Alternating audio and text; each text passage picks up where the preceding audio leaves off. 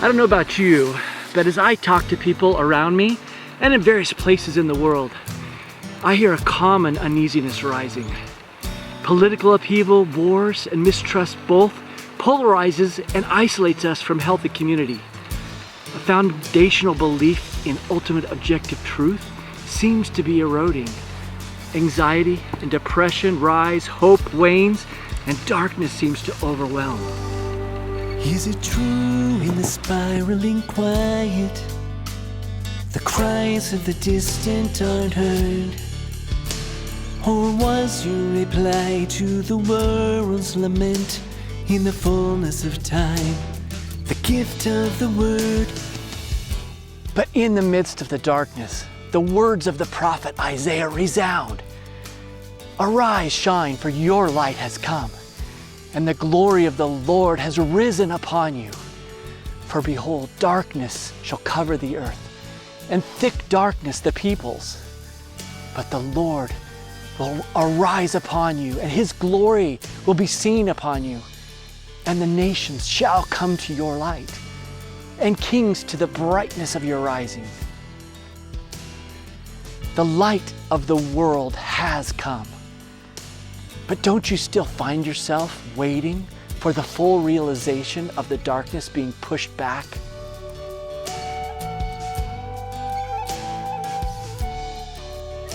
Recently, as I have been reading in the second chapter of the Gospel of Luke, I have been relating to and learning more and more from Simeon and Anna. Do you remember them? When we find them in the book of Luke, Jesus had already been born in Bethlehem, as the prophet Micah has prophesied. But Simeon and Anna were not aware of that fact yet. And you know, in Hebrew tradition, at 8 days, a male child was to be circumcised and given a name, after which the mother of the male child was expected to wait 33 additional days before they were able to enter the sanctuary. After this, because Jesus was Joseph and Mary's firstborn son, the law required that they present Jesus at the temple and set him aside for God's work. That means Jesus the Messiah had been born at least 41 days when he was brought to the temple and was seen by Simeon and Anna. And they were waiting. In fact, they had been expectantly waiting for the Messiah for a lot longer than 41 days.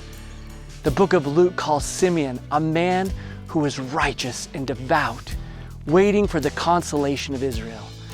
And the Holy Spirit was upon him. And it had been revealed to him by the Holy Spirit that he would not see death before he had seen the Lord's Christ. Luke describes Anna the prophetess as a widow who, until she was 84, she did not depart from the temple, worshiping with fasting, prayer, night and day. Wow! What amazing examples of how to live lives with a posture of waiting on the promises of God. Righteous, devout, filled with the Spirit, continually worshiping with fasting and prayer. In this season of waiting, let's seek the help of the Father for these things. The child is our one hope of grace extended, one hope of fears released, one hope when God descended, may his kingdom never cease. Whew. But I have to ask myself, am I living with a similar posture of waiting?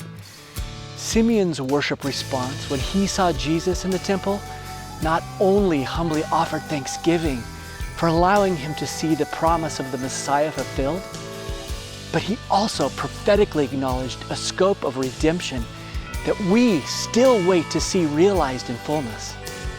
When Simeon gazed upon the tiny face of Jesus, he worshiped God by saying, "My eyes have seen your salvation that you have prepared in the presence of all peoples, a light for revelation to the Gentiles and for glory to your people Israel." Anna the worshiper couldn't even contain her joy when she saw the Messiah, and it is said she began to give thanks to God and to speak of him to all who are waiting for the redemption of Jerusalem. And one hope a son is given, one hope a child is born, one hope a righteous kingdom, darkness and shame and death no more. But you and I, we have the ability to look back and know that the light of the world has come.